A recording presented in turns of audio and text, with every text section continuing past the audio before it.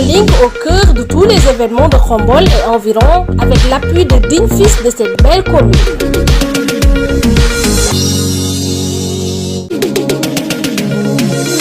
Link au cœur de tous les événements de Khombol et environ avec l'appui de dignes fils de cette belle commune. Alhamdulillahi rabbil alamin ñu ngi sant yàlla bu baax julli ci yonent bi alayhi salaatu wasalaam di sant Serigne Touba Khadim Rassoul di sant Serigne ci la tafsir bu baax a baax sunu Serigne di nuyu waa ci lëwante ñi nga xam ne ñooy sunu bunt ci mouridisme ñu ngi leen di nuyu bu baax di leen ziar tey nag yàlla def ñu ñëwaat ci Khombol Link ak Gaydel TV comme ni ñu koy defee chaque fois ci émission Cëslaay ñu ngi nuyu nag bala ñuy dem ci invité bi ñu ngi nuyu nag mbooleem ñi nga xam ne aussi ay responsable ay kilifa lañ fii ci dëkk bi di ci nuyu waa kër Sëñ Mbacke Madina di nuyu waa kër Sëñ Mansour Sy di nuyu mbooleem ñi nga xam ne ay imam lañ nekk ci dëkk bi su ma nuyoo imam Pam Ndari Ndiaye rek mën na ma yóbbul imam yëpp rek su ma nuyoo aussi le premier magistrat de la ville rek mën na ma nuyu toute l' équipe municipale les bonnes volontés yi nga xam ne ñoo nekk fii ci Khombol nuyu mbooleem ñi nga xam ni ay kilifa lañ nekk ci dëkk bi ñu ngi leen di nuyu kenn ku nekk sa tur ak sa sant tey nag ñu am invité ci émission Cëslaay bi nga xam ni chaque mercredi lañ koy def ci kër gi ñu ñëw nag muy kër goo xamante ni daanaka képp koo xam ne nekk nga ci tund bi rek xam nga fii muy sunu kër papa sunu kër maam tey ñu ñoo fekk ci vie Ousseynou Ndiaye ñu xam ko bu baax a baax ci dëkk bi xam engagement am aussi xam aussi discipline am xam aussi tranquillité bi nga xam ni am na ko li gën a jaf ci nit mooy dal personnalité ak tranquillité grand tey ñu ñëw fii ci sa kër l'équipe Khombol Link ak Gaydel TV ñëw seet si la pour bëgg a échanger ak yow laaj la lan nga xalaat ci dëkk bi laaj la sa parcours laaj la lu bëree bëri rek xam naa rek su ko defee dama la jox micro bi nga nuyu internet yi nga xam ni dañuy sàndef à travers Khombol Link ak Gaydel TV.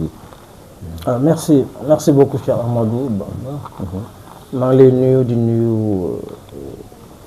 sa équipe bi nga fi àndal bépp vraiment nga xam ni c'est un honneur au moins recevoir leen échanger aussi comme ni nga ko waxee ak yéen ci Khombol échanger ak yéen ci tund bi échanger ak yéen aussi bu ngeen bëggee au niveau national comme ni ñu ko xamee dëkk bi suñu dëkk la donc à un moment donné defoon nañ fi li ñu waroon def mosuñu ko teggi muy ci côté politique ci côté sport ci côté culture ci côté économie donc lépp loo xam ni warloo nañ ko ak dëkk bi ci li ñu yàlla kàttanale ñu ngi ciy jéem di ci dox lu àq que nga nekk ci équipe municipale que nga nekk ci à côté aussi du tee sa acte citoyen da nga ko war di def toujours à l'endroit de la communauté parce que moom lañ am te mënuñu ko séddoo ak kenn donc ku ci nekk na ci def sa laaj rek bu ko defee dëkk bi jëm kanam xam nga ñu jàppalante suñu biir fexe ba nga xamante ni lii ñu am muy Khombol xam nga mu gën di fës nit ñuy gën di gis seen bopp mais mu nekk aussi démarche boo xam ne nekk dans la paix la cohésion la fraternité la solidarité parce que loolu mooy li cimenté suñu dëkk bi loolu la fi mag ñi bàyyi te waruñu wàcc yoon boobu. effectivement dañ gis ni yow da nga amoon benn taxawaay boo xam te am nga ko ba léegi nag ñu ku la xamee la ci conseil local de la jeunesse tey conseil local de la jeunesse boobu lan bëggoon xam nan ngeen ci daan doxalee ba taxaw ngeen mën a déclencher indi fi l'ambassadeur Corée fii à Khombol. merci beaucoup je pense que souvent xam nga am mbir moom boo ko defee pare boo góor ci ñëwaat conseil local lu ñu defoon ba pare yàlla moo defoon ko ñu waroon nañ ci nekk ñu nekk ci liñ ci waroon def ñu def ko ci ba pare ku nekk yaay jugé ba xam baax na baaxul mais yaakaar naa c'est une page tournée moo tax souvent du ma ci bëgg sax di prononcé wu parce que am nañu fi nekk ñoo xam ne ñoo koy doxal donc loolu laa ci mën a wax mais li ma ci mën a joxe comme avis comme conseil rek mooy que kuréel la boo xam ni baaxoon na lool ci dëkk bi baaxoon na lool ci réew mi ndax mbir soo ko yoree yaa ko jox contenu bi yàlla defee ñu yor ko donc defoon nañu ay jéego yu bëri fexe ambassadeur bu Corée di fi ñëw chaque année 3 années yoo xam ne yu tegaloo. et puis objectif bi moo ne woon que ñu am soutien bi après en contrepartie. mais bu bëggoon ñu def étape par étape ci nga taxaw foofu. ci ambassadeur Corée bi. nan ngeen def ba ngeen mënoon ko déclencher mu ñëw à Khombole. waaw link boobu. oui parce que pour c'était facile ou c'était non pas facile? non c'était pas facile. mais pour déclencher ko. il fallait nga am foo jaar. dama ne woon li gën mooy li njëkk nañ créer centre taekwondo. te taekwondo bi ci ñoom la jokk. bu ñu créer centre taekwondo bi à Khombole ñu dem rencontrer ko par le biais de Doudou Seck Ndiaye ak Papouy ñu rencontrer ambassadeur. boobu ambassadeur Assane Ndoye moo fi nekkoon moo yoroon fédération sénégalaise bu taekwondo. ñu ko rencontrer ne ko dañu bëgg nga jaar Khombole parce que am nañ centre taekwondo te yow yaa fi nekkal culture du Corée la. te bu ñu sañoon nga ñëw au moins nga visiter centre bi. mu laajte ñu waxtaan à un moment donné ambassadeur àndu ci woon du moins Assane Ndoye àndu ci woon parce que pour ñoom affaire bi Dakar la woon yem ak région yi ñu ne ko nag culture Corée la moom lay vulgariser en réalité. même si c'est ci am na côté sportif. mais loolu dañuy boole ñaari. ci biir discussion mu joxe accord am ne dinaa fa ñëw bi mu fiy ñëw aussi muy seeti Serigne Saliou Mbacké. yal na yokk leeram. mu ci jaare Khombole.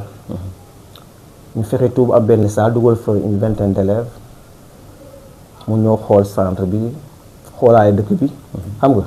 nañu naa leen tontu mais su ma leen tontu il faut ngeen fa bàyyi ma ba ma dem Corée d'accord parce que autorisation yi su may déplacé il faut mu am l'aval de mon président.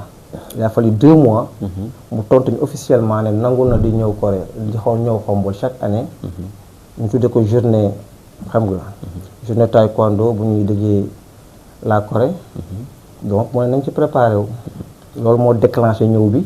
donc il fallait nga jaaree ko ci ouverture centre taekwondo maa ngi félicité ñu yor taekwondo bi à Khombole gis naa affaire bi léegi jël na benn dimension. mooy continuer ba léegi nii vraiment ñoom booy xaarim yor ko.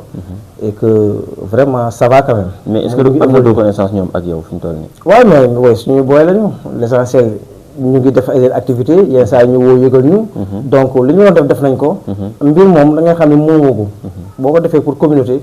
jàppal ni moomatoo ko quoi. li nga bëgg rek mooy nga nay law. te law boobu lañ ci soxla te yàlla def na ci jàmm te ñëpp a ngi ciy jàpp que ça soit municipalité des personnalités. ku ñu nekk ñu ngi jàppale booy yi. ñu dem Dakar Thiès di gagné ay médailles yu bëri loolu lañ ci soxla. ça se voit léegi nag ambassadeur bi ñëw na fi benn yoon ñaari yoon. bu doon ñëw aussi ñoo jël suñuy fonds. indi ay majorité fii ma dem Ngoundiane indi sama mbokk séeréer yi. parce que li nga mënoon a jaay ambassadeur pour mu fi ñëw. ci côté culturel la moo jaar. moo taxoon. ku mel ni sëñ Ndiaga Diouf moo ñoon jàppale ci côté boobu. pour que élèves primaires def ay ndawara bin solu olof. ñu dem Ngoundiane suñu mbokk yi indi mbokk séeréer yi ñëw xam nga. accompagner ko. su ambassadeur bi ñëw nga wàcce ko ci entrée Khombole da nga koy wàcce ci oto bi. teg ko ci calèche. nga luye lu mat 10 voitures.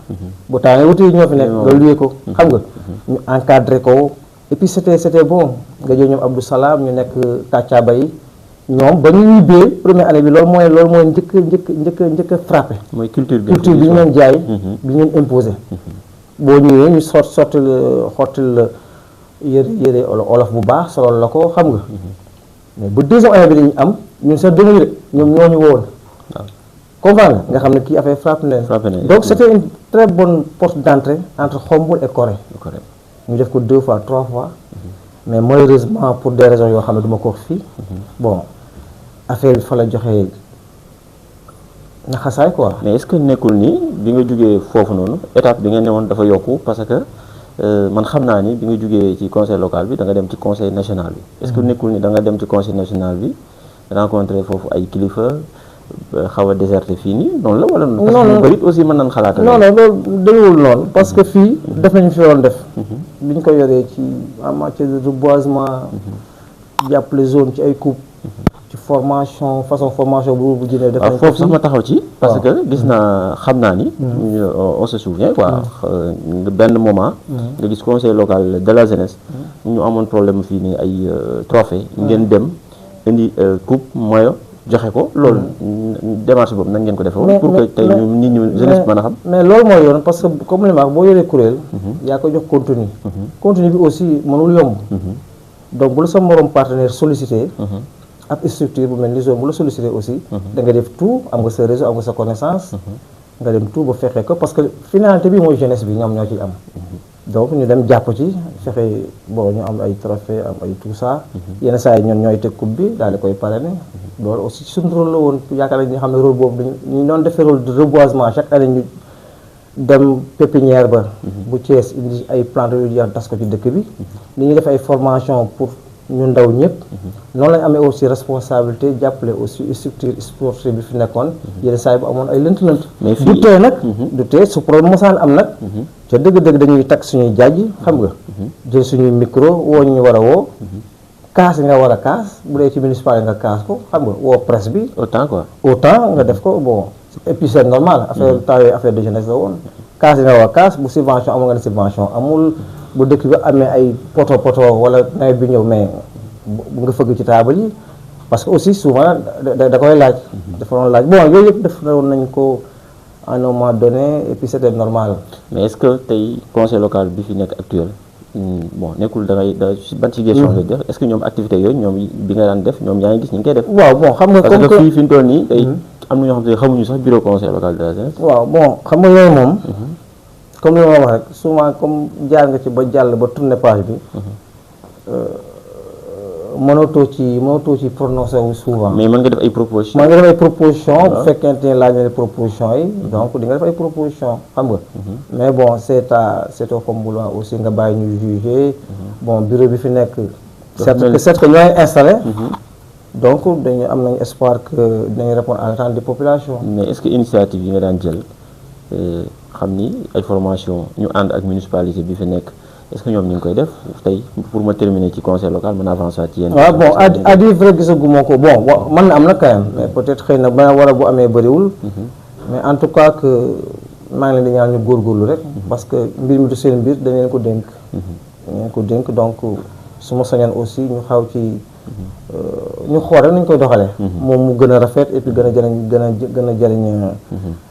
jëriñ population bi. mais li jógee ci conseil local de la jeunesse da nga yéeg dafa mel ni da nga dem bokk ci conseil national. non xam nga yooyu souvent dañuy ànd parce que boo nee conseil local am nga droit nga compétir. au niveau départemental. boo demee départemental boo gagné nga compétir au niveau régional. au niveau national yaa ngi defoon pas yooyu yëpp. équipe bi ñu àndaloon. fa ñoom ñoo yàlla moo defoon ñoom ñoo gagné élection yi. ñu def bureau ñu nekk premier vice-président coordonnateur Aliou Sow moo nekk de Vélingara jiite ko nekk président national. ak sama mooy yeneen moroom yi parce que ay équipe yu bëri la woon xeex la woon xëccoo la woon bu metti sax. dégg naa da nga daan fëgg taabal ya quoi. waaw non mais loolu mënu ci ñàkk boo ci tollee moom. vieux à l'âge de 33. waaw fëgg na taabal waaw boo ko kiiyee moom da nga moment boobu boo ci tollee def ko quoi. après le reste nag boo ci jàllee nag da ngay gagner expérience. tu deviens plus sage. mais kuréel la boo xam ne boo ci bokkee. dafa am ay postes yoo xam ne ci état bi dañ leen ko fi réserver. lu mel ni CNRA dañ fay am représentant. lu mel ni conseil économique dañ fay am représentant. yeneen comité yi am ci ministère yëpp conseil dafa am représentant. loolu moo waral ma ne la bon état bi conseil consultatif bi ñu ko def moo na ko xoolaat bu baax avant muy jël décision boobu. donc bi ñu ko defee yàlla def par le biais de Aliou Sow et tout le comité exécutif national. ancien ministre de la jeunesse. non bokkul. Aliou Sow Vélingara. waaw Vélingara bokkul. ñoom ñu choisir ma avec comité directeur ak Aliou Sow sur sa proposition donc ñu désigner la. nga dem foofu pour nekkal leen fa. c'est ça qui m'a amené au niveau du conseil économique. mais comme ni ko xamul yu bëri yaakaar c'est pas Macky Sall defaluma dara. en réalité man maa ko defal mais defaluma. mais dañ wax ni ci biir loolu bi nga yéegee ci échelon bu mag bi. et puis da nga rencontré Macky Sall rencontré aussi d'autres responsables. dem na ba am na ñoo xamante ni sax ñu bëri dañ jàpp ci à Khombole ni. yow Macky Sall APR nga bokk. te alors que da nga yow ligne bi nga nekkoon moom moo dem ba croiser ak ñoom. waaw ci demande am la parce que bi ñu nekk conseil économique fekkoon na mandat bi di commencer jeex. mu wóolu ñu comme mandat baa ngi jeex. solliciter suñu appui politique. xam nga par le biais de de Mame Mbaye et d'autres personnes. Mame Mbaye Niang donc ku ci nekk am na ñoo xam ne ànd nañ ci ñi ànduñu ci ñi ànd accompagner le président. xam la ñi ci des aussi dem opposition parce que loolu mooy yor aussi ku nekk yaa moom sa bopp. donc on a vu que après pare nañ fii demande sollicité nañ appui pour la construction nationale. certes que politique. et là ñu dem ci accompagner ko. sans lui demander rien en contrepartie pour vous dire ça encore. En tout cas à mon niveau. j'avais misé. doo dugg ci di nga ñëw fii jàpp bokk ci APR bi. mais da nga teg sa mouvement muy j'aime bi ñu lancé woon à Dakar. lancé mouvement j'aime avec suñuy partenaires foo nañu dugg fa ci informatique. xam nga ci yeneen formation di ci jàppale le président de la République ak suñuy partenaire bopp ak suñuy moyen bopp. waaw parce que ñu bëri wax naan ni ci bi nga lancé sa mouvement bi foofu j'aime à Dakar. dem na ba est-ce que loolu c'est parce que xamul waaye il faut que nga leeral leen ko est-ce que yow yaa woo président moo la. non bon mooy sollicité boobu politique gu ñu mooy sollicité officiellement loolu c'était public devant la télévision nationale devant tout le bureau devant tout le comité exécutif national. et a dit venez m'accompagner venez m'appuyer. xam la ku nekk yaa ngi xool après comme ku ci nekk jël sa décision bopp. mais man je pense que tegoon une plateforme accompagner ko moo ma arrangé woon. moo tax boo ñëwee ak xamal nga ñëw accompagner aussi ànd gars yi fi nekkoon waa affaire yi fi nekkoon jàppale leen tout ça. dinaa ñëw ci loolu. waaw mais avant may ñëw ci question boobu eggaleel tuuti may jógal pour relancer. mais loolu la woon. man amoon ay partenaires. Step Foundation amoon ay partenaires nga xam ne su ma ñëwee ci dëkk. def naa ko Touba Toul Ndiéyène Sara dëkk Omar Yumbi Diourbel fu nekk. waaw teg da ngay ñëw. indi partenaires ñu ñëw. ñu boof ci dëkk bi toog ci dëkk bi pendant 1 mois 2 mois formel la loo bëgg 1000 personnes 2000 gratuitement soxla duñu la laaj ñu la xaalis dañ koy former gratuitement jox leen seen i attestation indi suñuy machine indi lépp là on l'a fait partout ci dëkk yu bëri mais bu ñu koy defaale comme nañu koy accompagner là les réalisations du président de la République étaient visibles c'était beaucoup plus facile nga wax jeunesse bi ne que lii président moo ko fi liggéey aussi c'était une manière pour appuyer le président def nañ ko pare donc ñun à mon niveau donc la ma ñun ñoo jàppale ki fii nekkoon le président. loolu moo déclenché woon président bu wala pour wax leen ne kaay li ngeen jàppale ñu. waaw loolu ci yooyu la woon parce que ci yooyu la woon boo xoolee muy man am na sama benn moroom yooyu yeneen moo xam ne ñu ngi évolué ci yeneen sphère xëy na loolu moo tax mu sollicité suñu appui. ñaata yoon nga toog. et là mosuñu toog nañu. xam nga boo nekkee conseil. lii moo tax ci laay ñëwaat. conseil consultatif bi dafay xaw a freiné lu bëri ci ndaw ñi. ndax boo ci nekkee chaque année corps constitué ngay nekk mooy chaque année. dañ leen di recevoir par force audience. da ngay bokk corps constitué nga da ngay dem. dañuy recevoir comme yeneen corps yi comme avocat yi magistrat yi médecin yi tout ça armée bi tout ça. yéen da ngeen ciy bokkaale. là moyen lay nekk juste après cérémonie bi. là vous rencontrez le président nga wax ko yenn yoo xamante parce que gis ko du yomb wax ko yenn affaire yoo xamante ne peut-être day soxal ndaw ñi. bokkul ak audience formelle yi nga am ak moom. yoo xam ne nii par le biais du ministre ngeen toog tel rek la yenn situation yi. là def nañ ko 3 à 4 fois. donc nañ ko defoon ci Abdoulaye Wade nañ ko defoon aussi ci Abdoulaye Wade. Abdoulaye bi muy ñëw Abdoulaye Wade dafa ñëw fekk ñu fi aussi mais doon nañ ko rencontré. vraiment mu nekkoon moom it un président très ouvert. boo xamante ne macha allah quoi ci dëgg-dëgg. boo toogee moom 5 minutes donc dafay mel ni lire nga livre bu lëmb. effectivement waaw. mais ci biir loolu ñu gis ni le président bi fi nekkoon muy Macky Sall. bi muy recevoir les maires environnants mooy collectivités territoriales yow bokkoon nga ci ñi ñu sélectionné woon ci ban bannière lan la jëlee woon. waaw mais boobu fekkoon nañu déclarer suñu candidature d'abord. ici à Khombole. da ngay def déclaration. bi ko dee def déclaration dañuy déclarer candidat la ñuy nekk. xëy na bi muy jeex la ñuy jàppale mais candidat la ñuy nekk. waaw ak beneen affaire boo xam ne moo taxaat. mais boobu donc mën a waxaat fii. certes que ça a été une interrogation au niveau local mais ku nekk loo xamul da nga ciy maandu nga noppi ca moo gën.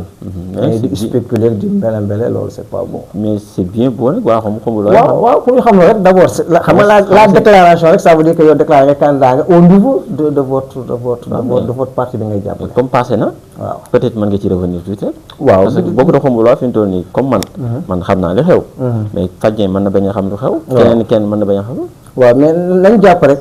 que l'essentiel sept candidats déclaré ñëwoon à Khombole 7 yoo lañ recevoir. ba ñu demee waxtaan waxtaan wa gars yi jubóowuñu et là kii fi nekkoon le responsable bi fi nekkoon au niveau national nañu déglu leen ma ñu déglu ko mu désigné kenn. muy Augustin. non Augustin ci rencontre bi effectivement muy Augustin mais Augustin ci rencontre boobu jubóowuñu kenn jubóowu sama am ku nekk daa taxaw fee naan comme ni ñu koy waxee rek naan mën a ku nekk ne mën a mais dégg naa yow moom da ngaa jël parole rek après.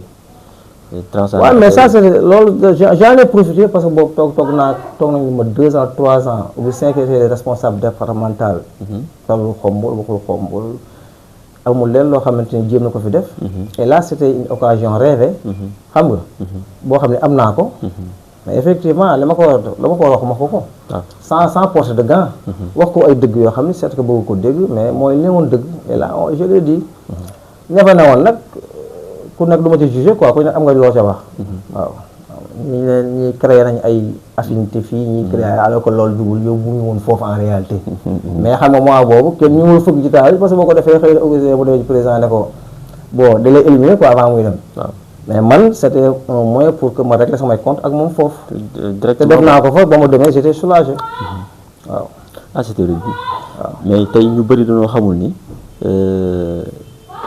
yow kon bi nga après bi loolu lépp amee rencontre ba bi mu jeexee bi nga ñëwee fii à Khombole da nga ñëw accompagner le président de la République mais accompagner moo tey candidat bi nga xam ne moom le président choisiroon fii nii parce que loolu it aussi il faut que waaw non c'est-à-dire que ki mu choisiroon au contraire ki mu choisiroon di Lamine moi j'ai même pas cherché à réfléchir moom lañ désigné maa ngi ci benn ligne donc moom ngay accompagner xam nga loolu moo waral ànd bi très bien moo waral ànd bi ci local yi parce que loolu la woon amoon na ñeneen ñu fa nekkoon ñu wut ñoo teg beneen teg seen beneen yoon ñeneen aussi teg seen beneen yoon mais moi je me suis dit que li gën a logique mooy yoon bi nga nekk dañu doon toog di xaar am na ku ñu désigner donc il faut l'accompagner. mais ak bi nga ñëwee ci accompagnement bi nga ñëwee est-ce que yaa ngi doon gis sa bopp ci coalition boobu après dire parce que gis nga grand tey ñun ay jeunes lañ quoi mais xam nañ li xew waaw tey ku toog ak Vieux Seynou Ndiaye da ngay xam ni toog nga ak quelqu'un boo xam te ni am na culture générale administrativement xam na li ñuy wax kon boo bokkee ci benn coalition ñu am benn position buñ la ci gisee là dañ nan quel est le problème waaw c'était quoi le problème bi mu amee j'ai même pas cherché à calculer parce que boobu maa ngi waroon gérer benn programme bu mag à Dakar ak benn kilifa pour départ pour région de Dakar bi moment boobu mais bi choix bi amee j'ai dit au gars ne ko nañ ko aj parce que on a choisi un frère donc il faut ma dem jàppale ko mais dañuy bëgg li ngay wax grand nga xam ko parce que man dama am information que ni yow bi ngay ñëwaat à Khombole kuréel googu nga doon taxawal à Dakar xam da nga ci doon am ñu bëri ñoo ci àndal loolu c'est dafa am ñoo xam dafa mën naa ne sax loolu biir présidence la woon waaw d'accord naa léegi c'est que dañuy bëgg nga wax ñu li xew waaw loolu amoon na boo ko raay rek waaw les gens dina am xam naa loolu amoon na noonu la demee tout ça mais may leen teg leen loolu ci suuf parce que campagne yàggul 2 mois 2 semaines 3 semaines la donc comme am na ku ñu choisir je vais l'accompagner neexu leen souvent ci benn côté parce que ñoom it amoon na ay priorité et là bi ma ñëwee accompagner ki fi nekk ki ñu choisiroon ci accompagnement bi comme ni nga ko waxee peut-être gis nga ci loolu neex loolu naqari parce que man dama ñëwoon sans calcul yaakaar ni aussi que ñu may fekk si waru am calcul bàyyi avantage Dakar bàyyi loolu koy amul wax sax xam nga bi mu amee buñ demee ci meeting ba war a jël sa discours da ngay wax sa discours jàppale leader bi nga àndal tout ça xam nga bu fekkente ni ci côté matériel wala financier la man dama dem Dakar xotti fa samay bal ñëw jox ko sama waa koñ comment comprendre nga mais loolu xamuñu loolu waaw n'empêche amul problème mais ñi nga nekkal xam nañ li xew bi la si génnee comme ni nga ko bëgg a waxee nii dem ñu sànn la ajak-jak ci diggu campagne ci devait choisir ñaar nga waroon def est-ce que damay génn dóor missile groupe bi ma ne woon ou bien da ngay préférer wanaasu le coup que vous avez reçu en pleine campagne loo xam ni nit ñu moo ko def ci àdduna mais j'ai préféré dëgg bal bi bi affaire bi amee am ñu moo may non on passe l'éponge xam nga on jette on passe. Et on continue la campagne. te moment boobu ci laa gën a taxaw ci laa gën a dëggu ba affaire ba jeex yaa def li muy def. et puis nga takk say bagages et puis dem sa yoon. mais ñu revenir tout ci moment boobu. ci moment boobu. est-ce que concertation amoon na avant le choix. amoon na. waaw non amoon na parce que waxoon naa ki ma waroon waxal muy le responsable la ni yooyu jox ma say dossier tel parce que bëgguma ci ñëw souvent sax quoi bëgguma jox pour la première fois ma ci wax. donc on veut que nga représenter ñu au niveau départemental tout ça affaire demee noonu parce que ma ngi apporter dara donc maa ko non man su ma soññee damay jàppale rek bëgguma bokk ci dara. ah d'accord comprendre nga. d'accord mais il a insisté.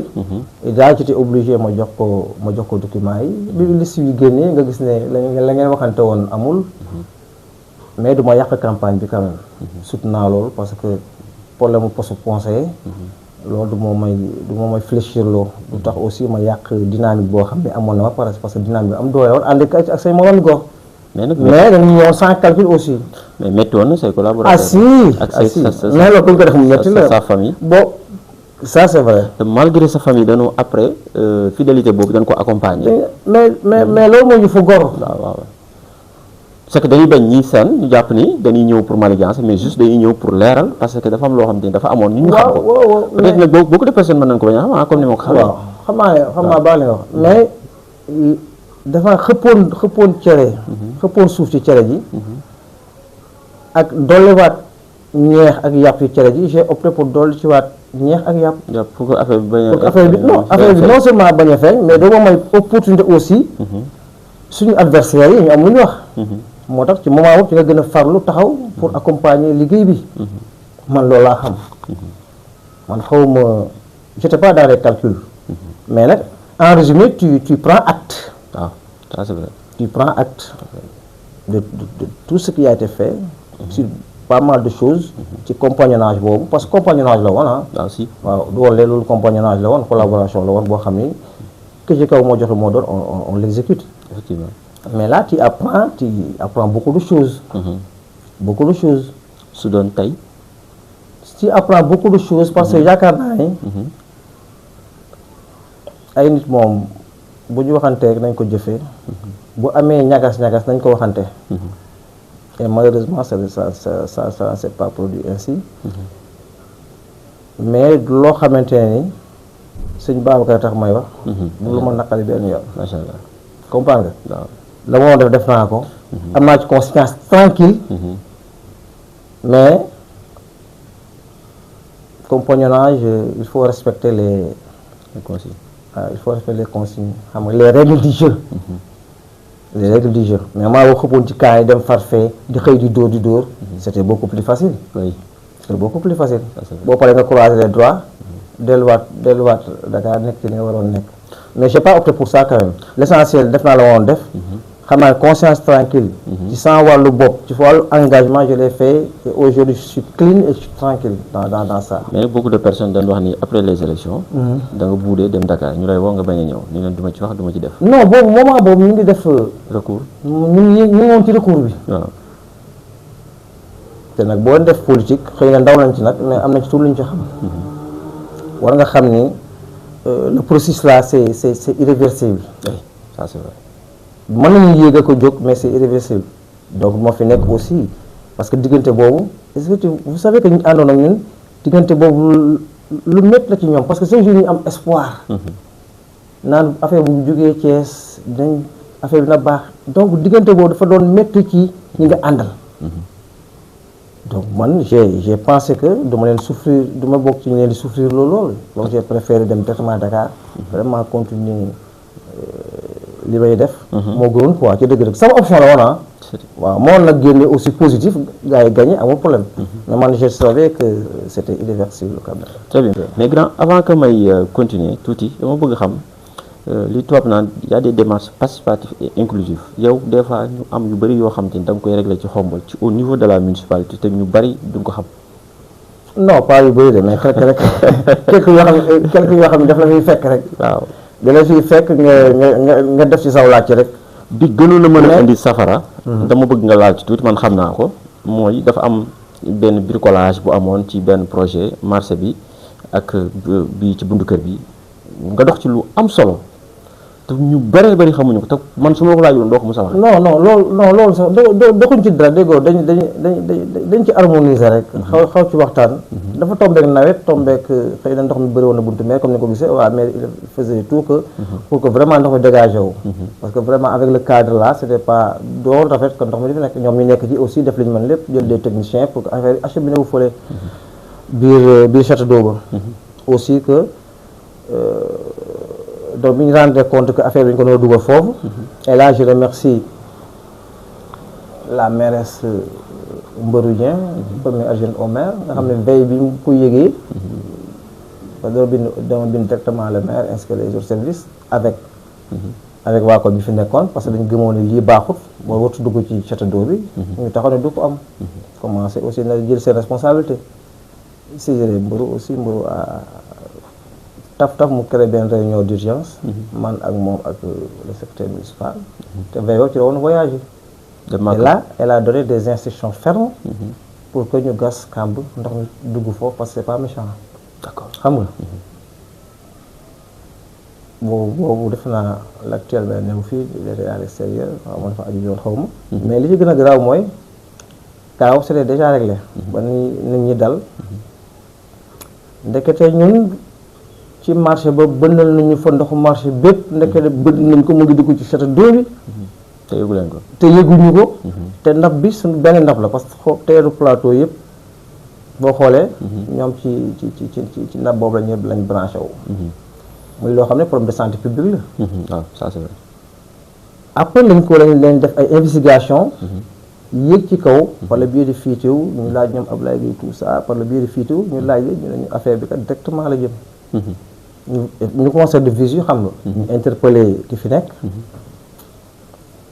non bi ci des interpellé sax ñu ki fi nekk parce que ki fi nekk le secrétaire municipal bu ñu ko dañ ko interpellé muy kenn xamul lu muy làkk est-ce que ndox mi foofu la jëm ak est-ce que ndox mi fii di poser question xam ne waroo ko poser wu moo taxoon bi affaire bi amaatee là on a traité directement avec les responsables des travaux du Arame Fall ne ko aada tel ndax boobu maire newu fi adjoint bi newu fi j'ai personnellement appelé Arame Fall ak waa koñ bépp tout le monde mën naa la ma ñoom Pape Bakary Dieng ak ay ale ay tout le monde waa koñ bépp aada ñëw nañu effectivement ndoxum marché bépp mu ngi dugg ci château d'eau effectivement xam nga gravité extrême boobu amul boobu mënoo ko natt parce que xamoo conséquence d'ici quelque temps parce que aussi doon jardi toog fii di jàkkaarloo ak ñi fi nekk nii naan leen non il faut ñu am woo presse bi tout ça mais le quartier était dans ses droits effectivement parce que problème de santé publique la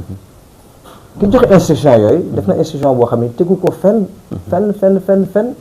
te ñun malheureusement dañ ko yéex a yëg bii bi ñu ko yëgee Mbarou réglé na ko mais ba ca des ñun xamuñ ci woon li xew donc pour vous dire que souvent nit ki li nga koy defal moo ko moom effectivement fii boo fiy def ndox mu am fu muy jaar au moins tu dois concerter les gens du quartier au moins boo leen ci concertation yi sax quoi ou bien nga orienté effectivement la question mooy xombal bi nga xamoon ak xombalu tey bi ndax am na changement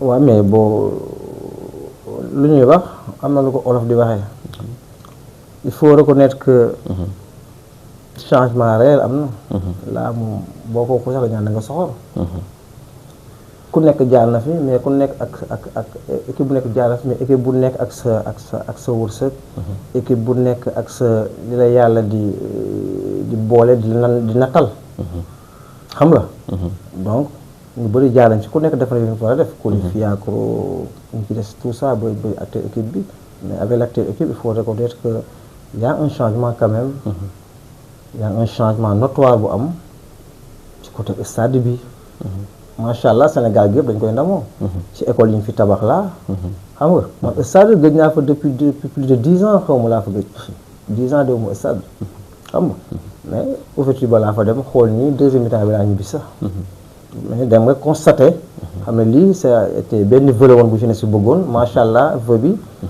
ñu àggali leen ko ñu defal leen ko dans les écoles gis nga ni ñu ko aménagé ak yéen bi fi amaat et dernièrement le centre astronome bi fi am de l'Afrique de l'Ouest qui est une fierté khomboloise di remercier madame Kairé xam nga moom mi nga xamante ne vraiment depuis le début xam nañ ni que position moo tax affaire bi orienté wu fii avec l'accompagnement de la municipalité tout ça mais yooyu nekk na yoo xam ne yu fës la ci Khombole yoo xam ne il faut reconnaître que lii ca dëgg-dëgg yow bu war na Khombole ci benn niveau mais nag dañu ne fal pour loolu aussi effectivement dañu demander ñu fal leen mais dañu ne fal pour ñu liggéeyal dëkk bi donc ku ci am conscience boobu def ko macha allah dañ lay remercier di la encourager pour que bu yeneen mënee ñëw ëllëg tôt ou tard équipe yi dañ fiy jógee ñeneen ay ndaw ñooy ñëwaat mais ba lañu ñëw ñu fekk fi vraiment loo xam ne jëmm na ñu nekkaat yenn orientation donc Khombole jëlaat na benn dimension contrairement au passé ci passé bi contrairement ak li fi xewoon ci passé bi am na yu fi nekkoon aussi ku mel ni Babacar Ba tombé woon na avec hôpital bii ngay gis il faut reconnaître poste de santé la école bi lycée bi xam nga xëy na nit ñi ñooy xaw a fàtte toujours rek mais te moment boobu yombul woon c'est pas facile waaw te yombul woon xam nga donc pour vous dire que ku nekk rek ay yàlla nettal mais nañ ñaan yàlla ki fi nekk ku fi mënti nekk nañ ñaan yàlla di ñu bokk ci ñi gën di nettal dëkk bi waaw parce que dëkk bi gën di naat di gën di jëm kanam waaw loolu daal mooy li ma wax ñu gis ni aussi la defe na y a 2 jours de cela yaa ngi gis sax Le Soleil def benn publication nga partagé ko loolu defe na xombalité bi yaa ngi koy dund mais loolu mooy yoon loo xam ne moom ñun ñëpp ñoo ko moom mooy lu rafet dañ koy wone dañ koy fësal parce que ñu bëri ñu nekk ci yeneen dëkk daal mais vie seen maire bi rafet na vie seen stade bi lii tel mais loolu am déet même bu bokkuma ci équipe municipale bi bokkuma ci que ça soit clair mais dañ koy rafetlu leen encouragé mu jëm kanam xam nga mais tout compte fait aussi yow njiit bi loolu lañ la ñaan nga def ko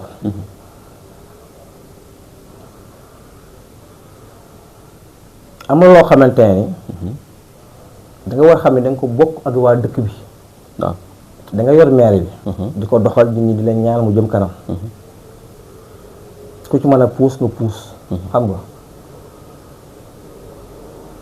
am ñeeni fi nekk muy ay structure di ay comité yoo di zone di union groupement des femmes di association de waa ADG xam nga ku ci nekk yaa ngi jouer ce rôle ci dëkk bi selon li nga xamante ne noonu nga ko sentir et que noonu la ko sa cadre maye ci kaw loolu sooy wax ak ñoom da ngay mettre les formes waaw te da ngay xam ne ñi ngay waxal aussi dañoo am wàll wu ndaw a ndaw ci dëkk bi mais loolu ñoom ñoo ko téye ñoom la ko yàlla jagleel ñu téye ko ak seeni morom di ko doxal kon quelle que soit la nature des difficultés je pense que da nga war a nekk un management xam da nga war a nekk un manager xam nga pour mën a xoom nooy gérer contentieux yu ndaw yooyu parce que jàpp naa ni contentieux yu ndaw yi la mais quand un maire déclare que déwén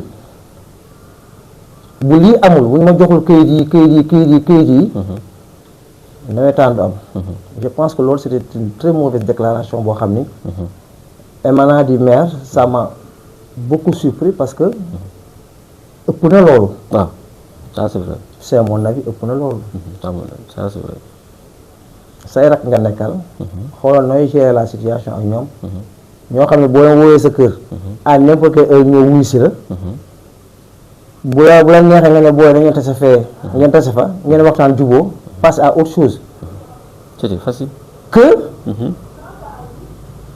nga taxaw di fëgg dënn di bander les muscles loolu je pense que du cëram du wàllam ak plus parce que li nga leen di laaj mais en réalité xam nga kay bi ñu leen laaj lan la soo fontul moo ko de mais tey man bu ñu ko joxoon sama ASC dama koy may maire Ndiaye muy jaay caaf mu laxase ko caaf kii du bu ñu paree lekk caaf mu nekk ci mbedd bi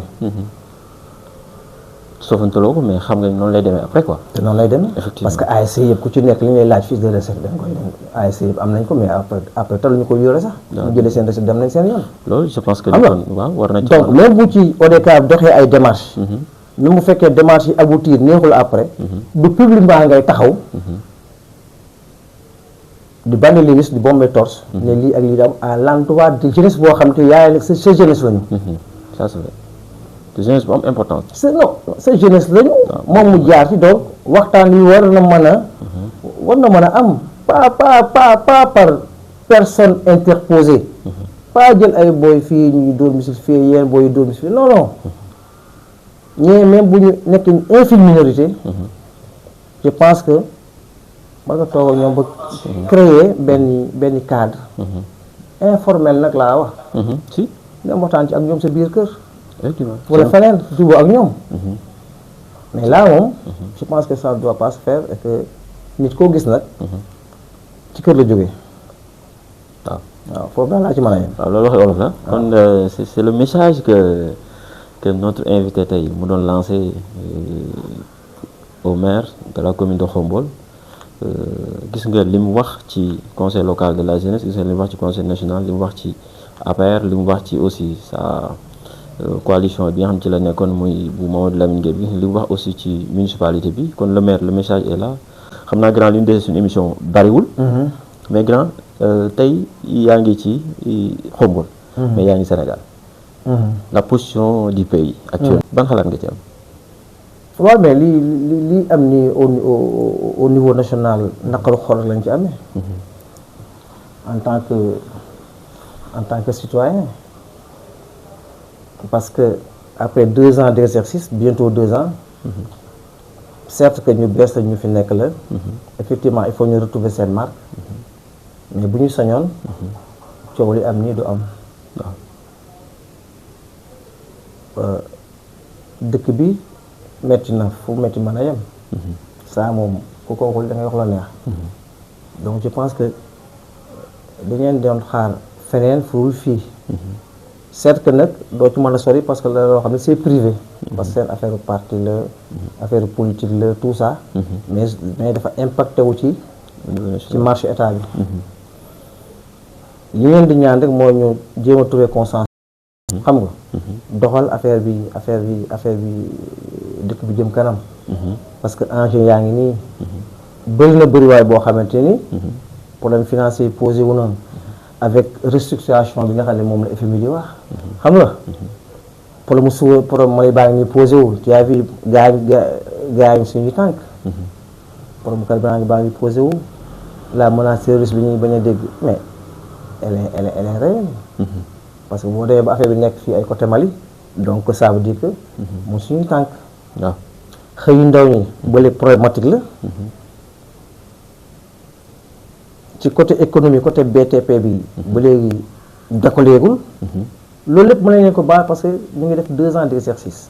mais problème bii ci lalu dafay gën a plombé mbir mi. moo tax ñu ñaan que quelle que soit la nature des problèmes.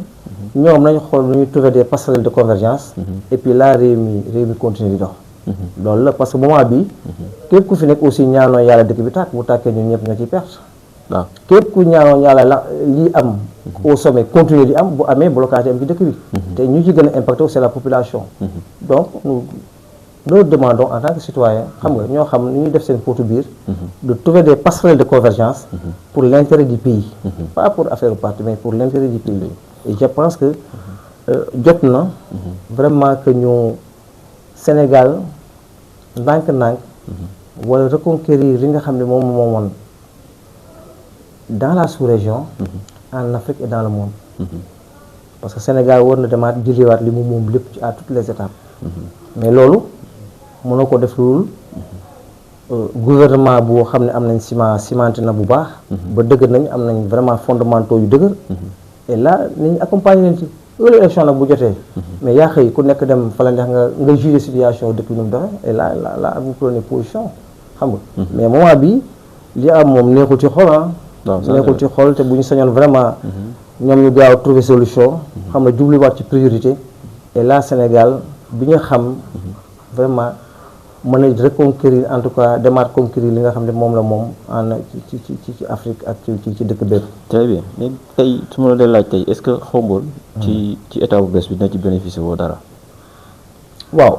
mën na ci bénéficier woo dara. waaw tey selon vous. loolu xam nga loolu ñi gérer exécutif bi peut-être. ñi nekk ci mairie bi xëy na ñoo gën a mën a placer wu ci loolu. mais li ñuy ñaan mooy comme ki fi nekkoon premier ministre il se réclame de Khombole jaar na fi ba taille avec des discours vraiment reconnaître Khombole itam donc liñ ko gisaguñ dara nag quand même benn acte posé guñu foofu loolu c'est regrettable mais bu ñu sañoon en tout cas le plus rapidement possible bu fekkente ne moom lu mu fi mën a def mais moo gën loolu lañ koy ñaan parce que moom ci position stratégique réclamé wu Khombole waa donc urgence yi mooy vraiment au moins mu wane mu clignoté très bien même bu fi defar dara mu clignoté wane ni affaire bi yëg naa leen dégg naa leen donc bientôt naa fi xool ma fiy def ndax Khombole ci moom en tout cas li mën a bénéficier ci moom bëri na moom mais ci biir loolu centenaire bi nga xam ne Khombole gépp ñoo ko bokk municipalité moomu ko moom ci ñu tuddee centenaire bi ci la bokk te mosu cee def benn geste loolu lan nga ci xalaat waaw loolu moom je pense que xam nga doo moo du comme bokkuma ci comité de pilotage centenaire bi dégg naa ñu wax loolu rek waaw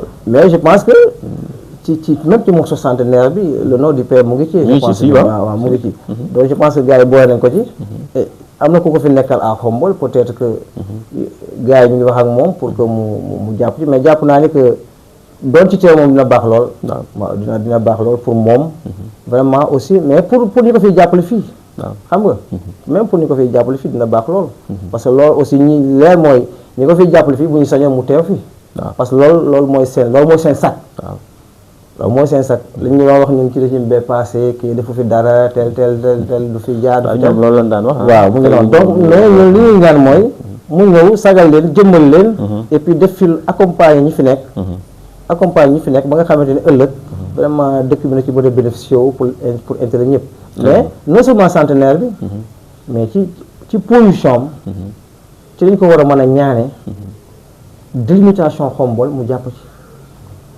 Khombole xam na xataay boo xamante ne ni pour ndaw ñi pour ñu am dëkkuwaay problème la mais bu ñu ci volonté politique am mën nañ ci am vraiment parti bu nekk ñoo ko Khombole 3 kilomètres 4 kilomètres et là ñu def une politique d'endiguement dëkk yooyu yëpp ñoo bokk ci ñun là su boobaa xam nga dina nekk loo xam ne moom lu baax la ñu ñaanaat ko aussi que chemin de fer bi fi nekk nii ñu attribuer ko Khombole comme ni ko Aïda Mbodj defee dëkkam Khombole war na ko mën a def pour que chemin de fer yi ñëw nekk ci ñun loolu Khombole waaye soxal nañ ko donc yooyu ay dossiers loo xam ni peut-être que ñi fi nekk ou bien ñi koy jàppale war nañ ci mën a dox loolu pour intérêt Khombole très bien am na information que ni xam naa bëgguma ci woon dugg sax que ni grand bi am na fréquence mais grand bi fréquence bi waxoo ci dara jubluwoo ci xam naa peut-être tey Khombole gis nga appareil yi ñu yore outils yi ñuy utiliser ce n'est pas xam nga le bon outil mais on se débrouille ni ko tubaab di waxee beneen bi ci topp it mooy c'est une équipe boo xamante ni à chaque fois que rek dañuy bëgg dem ci Khombole waay ñi nga xam ne am na luy nelaw seen dënn ñu mën koy waxee parce que li ñu fi déglu tey xam ko lépp tey nekk na loo xamante ni beaucoup de Khombole waa bëggoon nañ koo xam mais mënuñu ko xam man sax dama yaru mais xam naa ne su fekkoon la directrice moo toog fii dina am foo xamante ni bu fa laalee rek dina métti te yow da nga yaru loolu la gars yëpp wax heureusement avant ngay ñëw dossier pour naa ko sa directrice waxoon ko li war a blocage bi te li ko waral xam ne loolu lu ñuy wax ci pénc moom xam na loolu won naa ko il fallait que ndànk-ndànk ak le ministère ak ñële nga fexe ba vraiment ñu réajuster erreur boobu def nañ ko finalement temps yi passé ministre bi rencontré naa ko am na lu ma xam ne nee na ma naa indi lii ak lii yoo xam ne xaw ma ko ni ci la bopp laa moom laa koy yóbbul bu soobee yàlla le reste moom facilement après en un temps record et puis Khombole commencé waat aussi amaat beneen affaire am quoi à côté loolu rek moo ko waroon mais blocage bi doon ci man ci gars yi ci kaw la woon ci ay affaires yoo xam ni directrice moom xam ne ni que war naa ko lépp erreur yi am ak affaire yi demee naan xam ne lii moo ko bloqué woon mais comme débloqué nañ ko donc du yàggati laa ñu taxawal ko waaw ñoom affaire bi daal ci côté ñoom la l'essentiel entre ministère ak waa Sénégal grand xam naa dañuy dem ci ma dernière question dañ gis ni wax nga ci conseil local de la jeunesse ak le décret bi nga xam ni moom tout récemment le président aussi mi ngi ciy wax ci conseil consultatif bi ban xalaat nga ci am merci beaucoup Cheikh Amadou Bamba li nga may laaj di question boo xam ne bu xaw a compliqué la parce que gisaguñu décret bi ak textes yi ko régir les textes du conseil consultatif mais il faut se rappeler que le président de la République dafa joxewoon le chef d'État Bassirou Diomaye Diakhar Faye dafa demandé woon une réorganisation consensuelle d'une consensuelle buy fédérer en tout cas toutes les propositions et actions, en tout cas et aspirations de la jeunesse, mais aussi comme le conseil évoluer vers un conseil consultatif comme ni nga ko waxee ni 5. Ensuite le 19 novembre 2025, le président avait insisté sur la mise en place d'un conseil consultatif. Donc ñu ngi suivre de trop près évolution bi, mais pour mon avis personnel, je pense que ce n'est pas une évolution, mais pour moi c'est un recul. C'est un recul et c'est personnellement une dissolution ou bien une suppression du CNJ qui ne dit pas son nom. Et que loolu bu ñu ko defee instant bi l'État en question dafay ingérer wu, il y a une ingérence de l'État en tout cas sur la gouvernance associative. Dafay retirer en tout cas la structure de toute sa substance, dafay nekk maintenant une coquille vide en réalité. Beneen aspect bi ci nekk aussi mooy l'organe bi ñuy mettre en place, que ça soit collège ou bien le conseil consultatif, est-ce que dina am capacité pour fédérer les plateformes faîtières? Mën naa la jox les mouvements à foulard qui sont les dynamiques émergentes, qui sont des organisations qui aujourd'hui ñooy faire de lance en tout cas la politique d'emploi, la politique de jeunesse au Sénégal, de par leurs expertises mais aussi de par leurs expériences. À la base boo demee à la base, le rôle d'interface bi nga xamante ni moom la les conseils à la base doon jouer entre ñoom ak autorités locales yi dafay disparaître. Donc problème animation dina posé wu, problème de plaidoyer des jeunes, problème d'intégration dans les instances de décision dañu koy gën a anéantir. Et leneen li ma ciy wax aussi mooy dafay am problème mu conformité avec les engagements internationaux. Donc je pense bien boo jëmee article de la Constitution boo ci demee nga xam ni donc am na wuute nga dem ci article 11 de la charte africaine, ça va poser problème. Ci kaw loolu je demande en tout cas au président de la République di ko wax, monsieur le président de la République, cette jeunesse est la vôtre. Elle n'est pas la relève, mais elle constitue aujourd'hui la force vive de la nation, le ciment de la société, le présent et l'avenir de cette nation. Pour que mbir mi gën a law gën a jëm kanam et qu'il y ait une réussite de la politique de transformation sociale agenda bi vision 2050, je vous demande solennellement de convoquer votre jeunesse dans toute sa globalité, am nga cartographie bi, les écouter, particulièrement je dirais convoquer le comité exécutif national du CNJ, les dynamiques émergentes yi fi nekk yëpp au Sénégal, mais les écouter votre jeunesse d'abord. Ensuite faites la triangulation entre proposition yi nga xam ne moom ministère jox avec ses fonctionnaires ak yi leen ndaw ñu jox ñoom, yow à votre niveau nga xool maintenant vraiment décision bi avant la mise en place en tout cas du décret des textes législatifs du conseil consultatif. Nit ñi am nañ yaakaar ci yow, donc ndaw ñi am nañ ci yaakaar naa ne mener une démarche inclusive et participative émanant de cette cible très fragile mooy nekk en tout cas li gën. Et ci kaw loolu je vous demanderai encore une fois de plus un avis seulement, c'est de revoir encore, reformuler en tout cas l'articulation même de la dénomination du secteur. Demal vers un ministère de la jeunesse, de l'emploi, de la formation technique et professionnelle. Mooy ëpp impact ci ndaw ñi nga xam ne ñu constituent aujourd'hui 65 à 75% de la population. Donc c'était seulement suma avis personnel di ko jagleel le président de la République mu xool en tout cas mbir mi avant que mu ciy gën a xuus. Je pense que réussite mooy suñu réussite mooy réussite ndaw ñi du moins donc avis bu ñuy versé la ci panier ménagère bi à lui maintenant de décider en tant que le gardien suprême de la nation. Le mot de la fin. waaw mot de la fin mooy remercier leen. parce que Khombole Link du ma faral di def yi rek quand même émission yi. waaw parce que j'avais préféré depuis local yi présidentielles yi ne daal que réseaux sociaux yo communication bon préféré reculer observer. xam nga nekk sa bopp. parce que loolu la aussi. ndax sëñ Abdou Aziz Junior bi ma demee naa ko sëñ bi dama bëggoon a jàpp ci affaire politique bi de mu ne daal naa la xamal ñaar pëccëxoo la su jotee damay pëccëxoo mais su pëccëxoo jeexee nekkal sa bopp loolu moo waral su jotee nga ne ca bu jeexee nga pare ca bu jeexee nga pare ca loolu mais loolu rek moo waral recul bi parce que nga nekk sa bopp la ci des moom ca dëgg dëgg nga bàyyiwaat après ba affaire bi le temps au temps di remercier Khombole Link seen liggéey moo tax ma accepté lii gis seen liggéey partout ci net bi surtout sa vidéo yi nga xam ne yëpp ku nekk tijjin nga ko en tout cas muy sa page di bu soxna si xam nga la directrice gis nañu que da ngeen a ubbi seen carte bi ubbil appareil bi ñëpp loolu moo tax à un moment donné Fatou Dieng mu ngi ne yàlla xam na ko ñaari at dafa topp na ko xaw ma ñett pour lii xam nga mais la am loo xam ne mënu leen ko bañal parce que objectivement parlant